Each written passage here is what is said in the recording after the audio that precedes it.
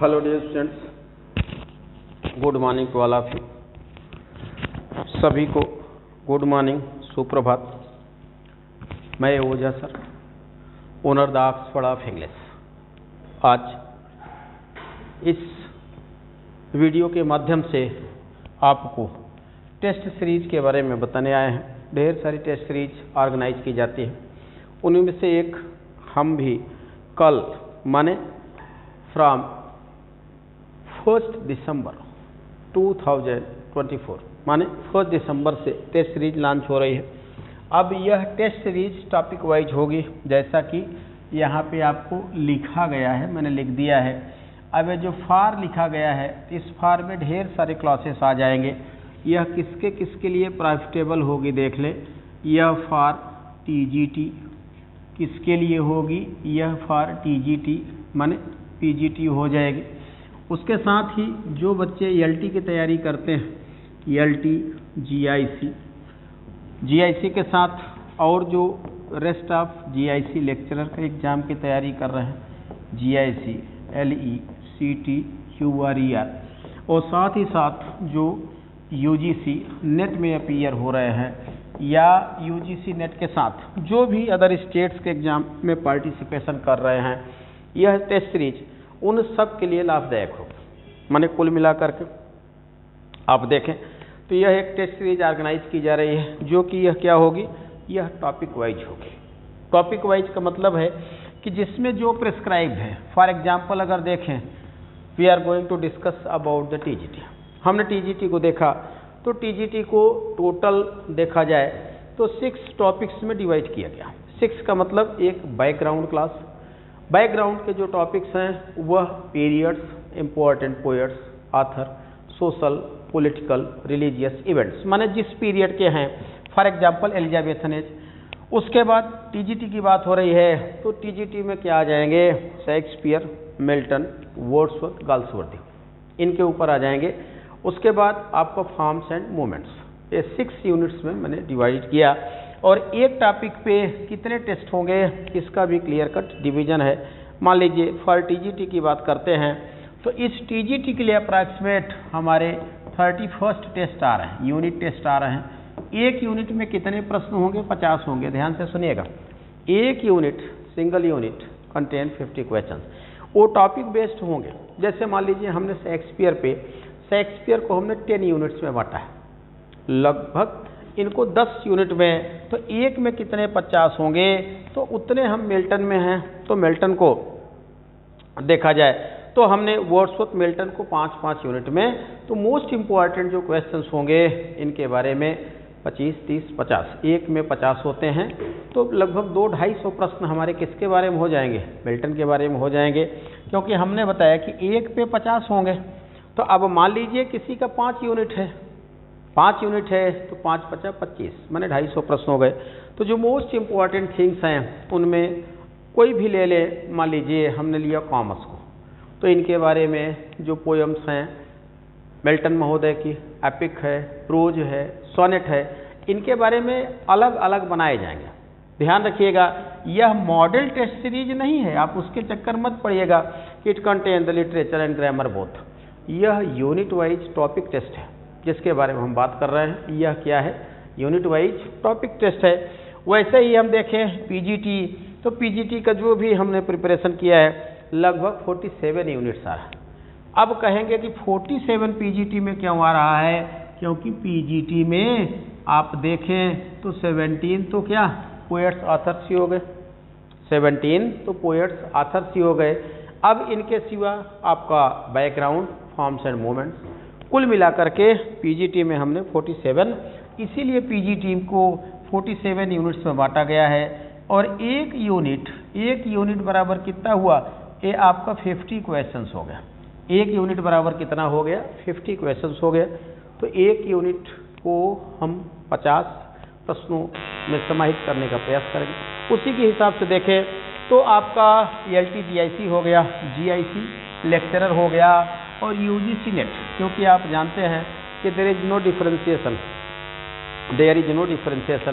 In the questions only the differentiation is in the nature of question and the topic. हो सकता है किसी में कुछ टॉपिक ज़्यादा है, किसी में कुछ टॉपिक कम है, लेकिन प्रश्न तो लगभग वहीं से आते हैं। तो यह मैंने टेस्ट सीरीज के बारे में बताया।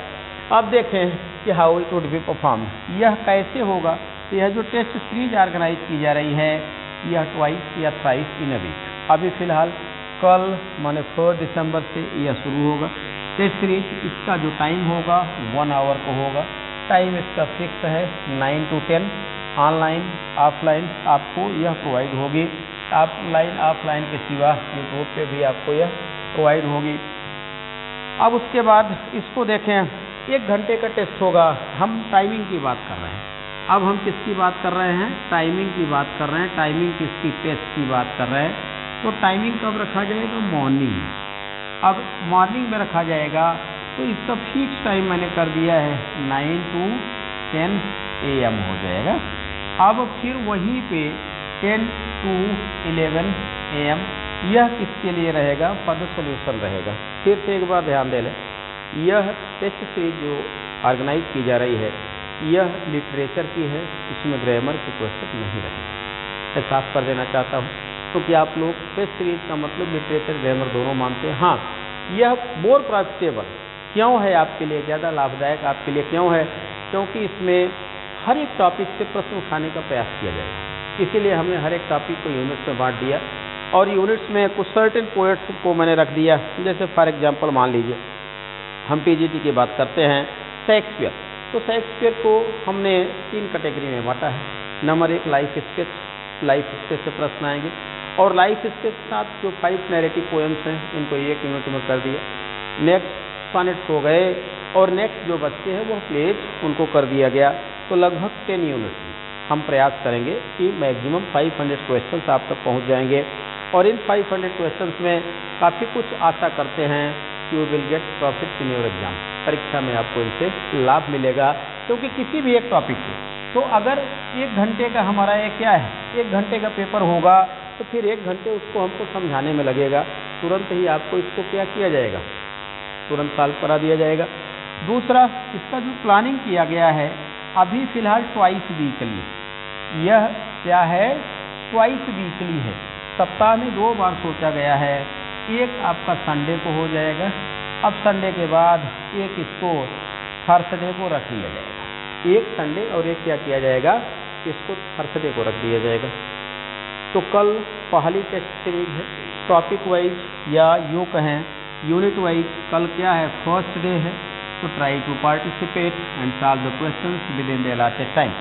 1 घंटे का समय 50 प्रश्नों के लिए पर्याप्त है क्योंकि आपके एग्जाम में 120 question out of 120 minutes you have to attempt. आपको कितने करने रहते हैं? 125 प्रश्न 120 मिनट में करने रहते हैं। यहाँ तो हमने आपको क्या दिया है?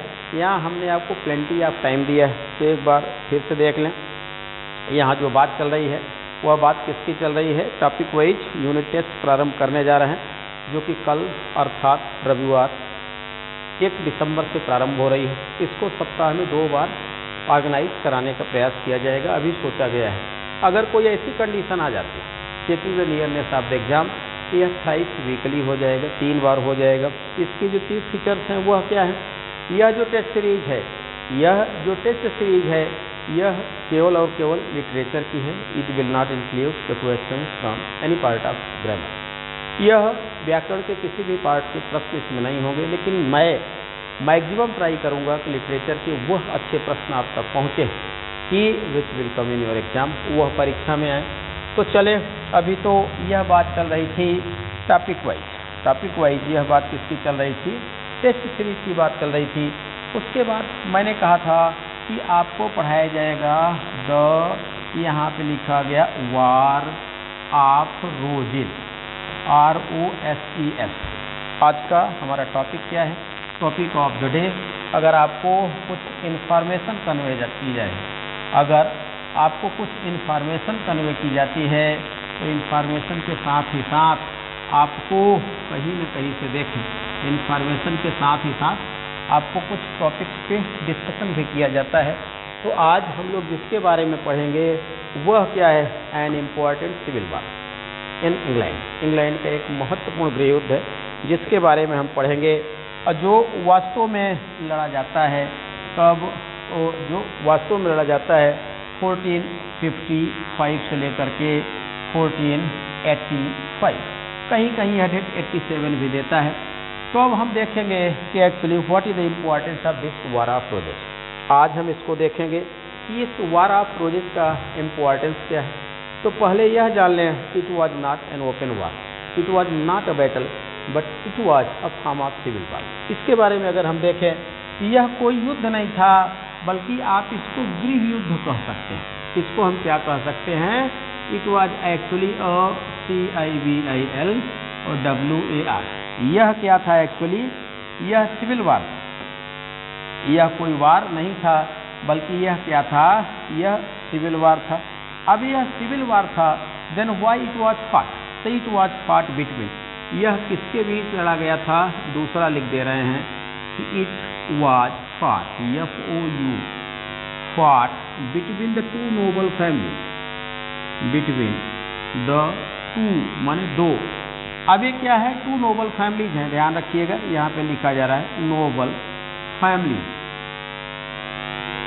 अब उसमें एक क्या था, लैंकास्टियन, LANCASTRIA, लैंकास्टियन, और दूसरे क्या थे, YORKIS। जो यार्किस्ट थे उनका जो सिंबल था वह क्या था, वह व्हाइट रोज था, और जो इनका सिंबल था वह क्या था, रेड रोज था। आपको वैसे भी मैंने बताया है कि Shakespeare has given the reference of different flowers in his place. Shakespeare महोदय ने अपने नाटकों में ढेर सारे फूलों का, पुष्प का वर्णन किया है। अगर देखें तो out of 37 plays, Shakespeare has nearly given 175 variety of flowers, लगभग 175 प्रकार के फूलों का जिक्र है टोटल। अगर इनमें देखें तो यह क्या था, अभी हमने देखा, यह क्या है, यह सिविल वार है, याद रखिएगा। और अक्सर आपसे हमेशा कहते हैं जबकि हमारा वीडियो देखें तो आप अपने साथ नोटबुक और कलम रखें, माने कॉपी, आप कलम रखें और उसको नोट कर लिया करें, क्योंकि जो भी इंफॉर्मेशन कन्वे होती है, नहीं भी इंफॉर्मेशन होगी, जो छोटे छोटे वीडियोज बनाए जाते हैं कि they are remarkable for you. जैसे आपने देखा हो द थिएटर्स हो गए, the theatres, the 100 Years war, the peasants revolt. तो इस टाइप के जो भी वीडियोज आप तक पहुंचते हैं, कई बार ऐसा होता है कि आपको राइटिंग नहीं समझ में आई कि अब ये क्या लिखा है, तो आपको यहाँ दिमाग लगाने की, my dear brother, no requirement to imply your mind originating here. आपको यहाँ दिमाग लगाने की कोई ज़रूरत नहीं, आपको बोला जा रहा है, आप लिख लीजिए। Being a student of English literature language, at it your authority, your right, your privilege to write down, to note down the things. अब जो बोल दिया गया उसको आप लिख लें, इससे आपका भी रिवीजन होगा। तो नंबर 1 चलिए देखते हैं, यह क्या था, सिविल वार था। यह किसके बीच लड़ा गया, यह two noble families of Britain लड़ा गया, two noble families of Britain लड़ा गया। किसके अगेंस्ट लड़ा गया, ध्यान रखिएगा, परीक्षा में पूछता है कि इट वॉज फॉट अगेंस्ट। तो लोगों का मानना था कि जो किंग है इस समय पे, जो किंग हैं, कौन है, किंग हेनरी 6 महोदय हैं। तो किंग हेनरी 6 महोदय को, इनको सिख इल टेम्पर्ड किंग कहा जाता है। इनके शासन का विरोध हुआ। इनके शासन का विरोध किसने किया, रिचर्ड, जो 3rd ड्यूक ऑफ यॉर्क है, Richard 3rd Duke of York हैं, उन्होंने इनके शासन का विरोध किया। विरोध क्यों किया, कि उनको लगता है कि we are the right heir of the throne, not the Lancastrian. यह जो लैंकास्टियन है, यह गद्दी के वास्तविक उत्तराधिकारी नहीं है, बल्कि गद्दी के वास्तविक उत्तराधिकारी कौन हैं, हम हैं, क्योंकि अपने को सीधा रिचर्ड से जोड़ते हैं, अपने को सीधा रिचर्ड से जोड़ते हैं। तो इनका कहना था कि we are the right heir of the throne, we are the legal heir of the throne, हम गद्दी के वास्तविक उत्तराधिकारी हैं। अब यह जो थे Richard 3rd Duke of York, इनके लिए देखिए 9 बेटे थे। युद्ध होता है, जब युद्ध होता है 1460 1460 में युद्ध होता है, तो रिचर्ड 3rd की हत्या कर दी गई। इनके बेटे एडवर्ड ऑफ अर्ल ऑफ रूटलैंड की भी हत्या कर दी जाती है। जब एडवर्ड की रिचर्ड की हत्या की गई, एडमंड की हत्या की गई, तो इनके 3 भाई बचते हैं। एक इनके भाई बचते हैं एडवर्ड, जॉर्ज और रिचर्ड, यह 3 भाई हो गए। अब इन लोगों ने बदला लेने की ठानी, तो यह अंततः इसके लिए पुनः युद्ध होता है, अब इसको मिटा दिया जाता है। जब पुनः युद्ध होता है तो अब देख रहे हैं जो बचे हुए भाई हैं, रिचर्ड क्या लिखा गया है, यह है रिचर्ड थर्ड। ये कौन थे, Duke of York, DUK, Duke of यह यॉर्क थे। इनका बेटा जो है एडमंड मारा जाता है, EDMUND, यह मारा जाता है, और ऑफ लैंगली। जब यह दोनों मार दिए जाते हैं तो अब इनकी जो जनरेशन बचती है वह कौन बचते हैं, प्रिंस एडवर्ड बचते हैं, EDWARD, जो अंत में गद्दी पे बैठते हैं किस टाइटल से, किंग एडवर्ड फोर्थ आप पढ़ते हैं।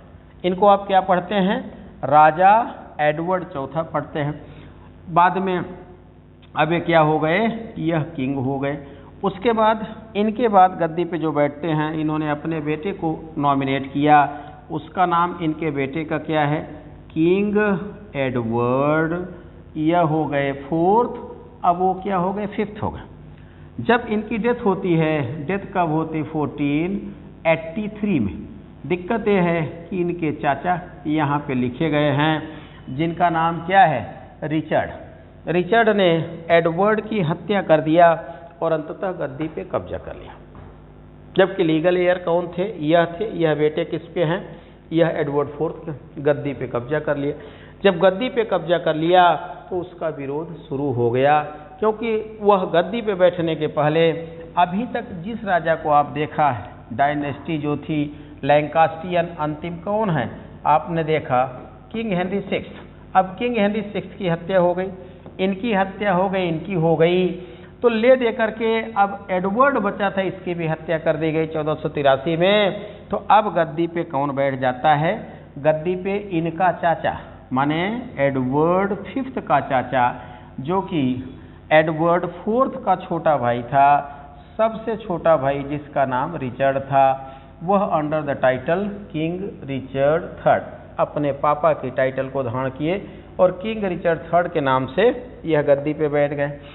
अब देखें तो यह जो घटना है, इन सब की शुरुआत 1455 से हो जाती है और 1485 में बैटल होता है, द बैटल ऑफ, यहाँ पे युद्ध होता है, क्या है, the battle of Bosworth Field, BOSWORTHFIELD। यही अंतिम युद्ध है, याद रखिएगा, बहुत महत्वपूर्ण युद्ध है। महत्वपूर्ण युद्ध क्यों है, क्योंकि जिसे आप पढ़ते हो किंग रिचर्ड, जिसे आप क्या पढ़ते हो, king Richard third, king Richard third पे शेक्सपियर महोदय ने प्ले भी लिखा है, किंग रिचर्ड थर्ड पे शेक्सपियर महोदय ने प्ले भी लिखा है और कहा जाता है the most bloody and villainous king. अगर शेक्सपियर के नाटकों में देखें the most bloody and villainous king कौन है, तो किंग रिचर्ड थर्ड है। किंग रिचर्ड थर्ड और महत्वपूर्ण है क्योंकि among the 37 plays of Shakespeare, याद रखिएगा, नोट कर लीजिएगा, माने शेक्सपियर के 37 नाटकों में देखें तो किंग रिचर्ड थर्ड एकमात्र नाटक है जिसकी शुरुआत सॉलिलाकिस होती है। शायद आपको याद होगा, आपने पढ़ा भी होगा, it is the winter of my discontent. कहता है कि why I am getting depressed, I don't know the reason. मैं राजा हूँ लेकिन आज हमें क्यों इतना डिप्रेशन हो रहा है, यह बात मेरे समझ में नहीं आ रही है। तो यह किसके बारे में हम बात कर रहे हैं, किंग रिचर्ड थर्ड के बारे में बात कर रहे हैं, जिसका बहुत छोटा सा पीरियड होता है फ्रॉम, अगर देखें 83 टू फ्रॉम 1485। दूसरा यह नाटक बहुत महत्वपूर्ण है अपनी क्लोजिंग के लिए। नाटक की शुरुआत कहाँ होती है, बोट्सवर्थ फील्ड, माने बैटल फील्ड है, यहाँ पे समापन होता है।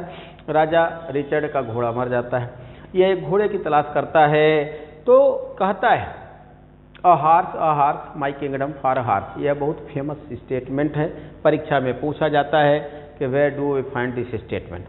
तो अंततः देख रहे हैं रिचर्ड थर्ड की हत्या होती है। जब रिचर्ड थर्ड की हत्या होती है तो हम देखें कि then who became the victor of the war of roses.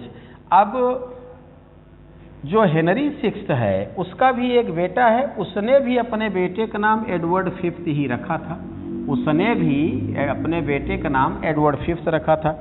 अब दोनों के वंश समाप्त हो गए, रिचर्ड का कोई लीगल वारिस है नहीं, तो हेनरी सिक्स्थ का भी वंश समाप्त हो गया, एडवर्ड फोर्थ का भी हो गया। तो गद्दी पे दावा किसने किया? अर्ल ऑफ रिचमंड ने किया। यह कौन है? Earl of EAR, earl of Richmond, RICHMOND। यही युद्ध जीतते हैं जो बाद में गद्दी पे बैठते हैं under the title king Henry. ध्यान रखिएगा, under the title king Henry 7th यह गद्दी पे बैठते हैं। इनका पीरियड 1485 से लेकर के 1509 तक इनका पीरियड होता है। इनका पीरियड देखें कई दृष्टिकोण से महत्वपूर्ण, इनका पीरियड कई दृष्टिकोण से महत्वपूर्ण है। वह क्या है? एक तो the end of medieval era, इनका period the war of roses को रिगार्ड किया जाता है। It represent the end of the medieval era in England. England में मध्यकाल समाप्त हो गया। क्यों? क्योंकि यही 1485 को रिगार्ड किया जाता है कि the advent of renaissance in England. आपसे परीक्षा में पूछा जाता है कि इंग्लैंड में रेनासा कब आया, तो इंग्लैंड में रेनासा कब आया? 1485 में। जैसे रेनासा आया तो it represent and of the medieval era. दूसरा देखें the rise of the merchant class taking the political stability.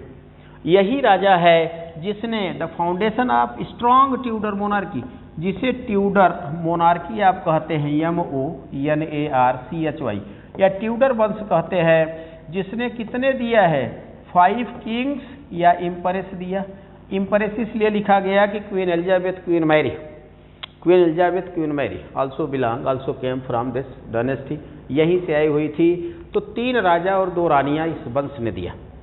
इन्हीं के पीरियड में देखें तो राइज ऑफ क्या होता है? एजुकेशनल डेवलपमेंट होता है, पॉलिटिकल स्टेबिलिटी होती है और लिटरेरी डेवलपमेंट होता है। इसको देखें तो इन्होंने लिटरेचर को प्रमोट किया। यह इनका पीरियड है। तो कुल मिलाकर के अभी हम क्या पढ़ रहे थे? अभी हम देख रहे थे कि वॉर ऑफ रोजेज। तो वॉर ऑफ रोजेज क्यों कहा जाता है? क्योंकि दोनों ही पार्टियों के झंडे का जो सिंबल था वह क्या था? गुलाब था। जो यार्किस्ट हैं उनके झंडे का जो सिंबल था वह क्या था? वह व्हाइट रोज था। जो लैंकास्टियन हैं उनके झंडे का सिंबल क्या था? वह उनका रेड रोज था। तो लाल गुलाब और सफ़ेद गुलाब दोनों परीक्षा में आपसे पूछता है कि in which place Shakespeare has given, in which play, ध्यान से सुनिएगा, परीक्षा का प्रश्न है कि in which place Shakespeare has given the reference of red and white rose. Shakespeare महोदय ने अपने किस नाटक में 2 गुलाबों का जिक्र किया है, रेड और व्हाइट? तो वह रेड और व्हाइट वह किस नाटक में है? इसी में है, रिचर्ड III में। कितने नाटक में है? तो हेनरी VI, रिचर्ड III। अब देखिए ये रेड और व्हाइट का मैटर क्या है, तो थोड़ा हम बैक में चलते हैं। अब हम बैक में कहाँ पे चलते हैं? बैक में देखें तो हम बैक में चलते हैं। अब यहाँ पे थोड़ा सा और बैक में चलते हैं।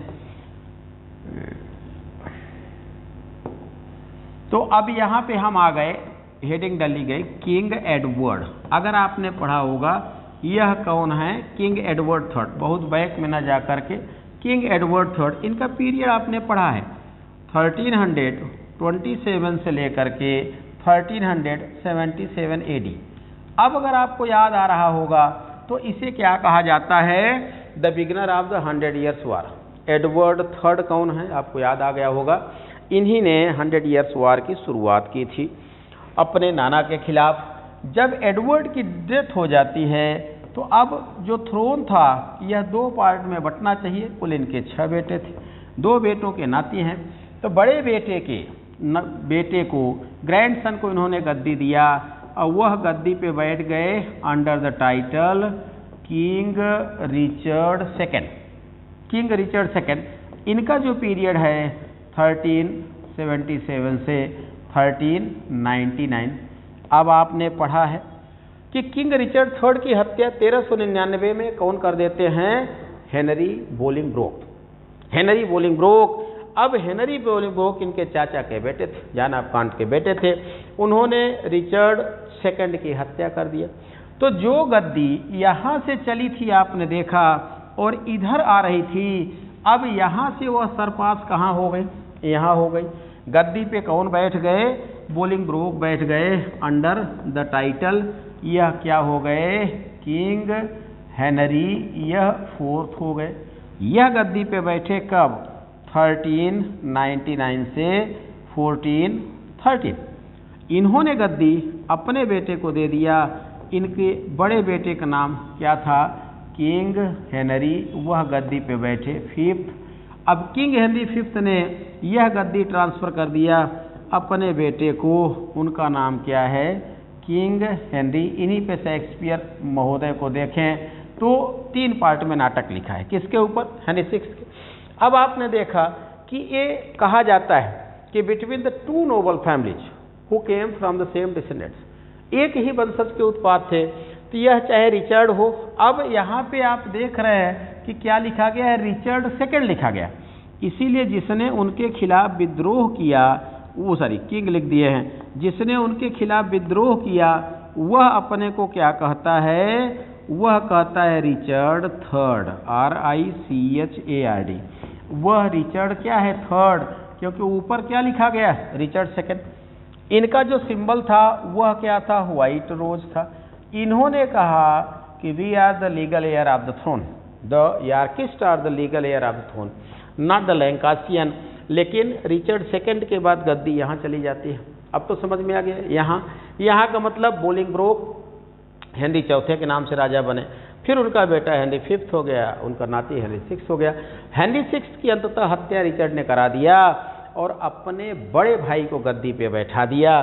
तो अंततः अब यहाँ से यह क्लोज हो जाता है। अब यहाँ से आ जाते हैं रिचर्ड थर्ड का बचा हुआ बड़ा बेटा, यह गद्दी पे बैठता है किस टाइटल में? किंग एडवर्ड यह 4th। अब यहाँ का वंश समाप्त हो गया, गद्दी इधर आ गई। एडवर्ड 4th, एडवर्ड 5th, उसके बाद रिचर्ड थर्ड। रिचर्ड थर्ड के बाद पुनः क्राउन किधर चला जाता है? उधर चला जाता है। माने जो हेनरी 6 है उसके बाद जो गद्दी बैठा वह कौन है? हेनरी 7th हो गया। तो अब आपने देखा आज हम लोगों ने किस चीज़ की स्टडी किया। आज हमारे इस वीडियो में 2 टॉपिक हैं। एक टॉपिक आपने देखा क्या था? About the information of the topic wise test series. हम लोगों ने क्या देखा? टॉपिक वाइज टेस्ट सीरीज के बारे में इंफॉर्मेशन आपको दी गई, जो कि कल अर्थात 1 दिसंबर we are going to begin it 9 AM 9 बजे से शुरू हो रहा है। दूसरा हमने आज स्टडी किसकी किया? हमने जो स्टडी किया वह किसकी किया? हमने द वार ऑफ रोजेज। हमने क्या लिखा गया है यहाँ? द वार ऑफ रोजेज की स्टडी किया, ROSES। तो हमने जो स्टडी किया द वार ऑफ रोजेज की, तो द वार ऑफ रोजेज के जो इम्पोर्टेंट पॉइंट्स हैं उसको एक बार आप फिर से देख लें। जो इम्पोर्टेंट पॉइंट्स हैं, वार ऑफ रोजेज कब से कब तक लड़ा गया? 1455 से 85। कई बार इसको 87 भी देता है, लेकिन बैटल ऑफ बोथफील्ड जो हुआ था यही हुआ था। बोथसवर्थ जो है यहाँ पे, तो इसीलिए 85 कहा गया। किसके बीच लड़ा गया था? Between the 2 noble families who came from the same descendants. अगर एक्चुअली देखें तो चौथी पीढ़ी थी जिनके बीच युद्ध हुआ था, वह लेट किंग एडवर्ड थर्ड, जो कि 100 ईयर्स वार शुरू किए थे, उनकी यह क्या थी? उनकी यह चौथी पीढ़ी थी, उन्हीं के बीच युद्ध हुआ था। युद्ध को जीतते कौन हैं? युद्ध को जीतते हैं रिचर्ड के हत्या करने के बाद अभी आपको बताया गया अर्ल ऑफ रिचमंड, जो बाद में टाइटल धारण करते हैं किंग हेनरी 7th, वह गद्दी पे बैठते हैं। इनका पीरियड किस लिए महत्वपूर्ण है? तो इनका पीरियड देखें, द एंडिंग या closing of the medieval era, एक तो इसके लिए इनका पीरियड फेमस है। दूसरा the rise of merchant class, the development of education, the advent and development of renaissance, the development of literature. तो ढेर सारी प्रॉफिटेबल थिंग्स हैपन हुई। सबसे बड़ी बात यह है कि after the war of roses a strong Tudor monarchy came in governance, came in kingship। राजशाही में देखें तो एक मजबूत यहाँ पे जो है वह वंश आता है जिसने ब्रिटेन को 5 राजा दिया। तो आज का क्लास यहीं तक। Okay, best of luck, we will meet again with the next topic. Bye.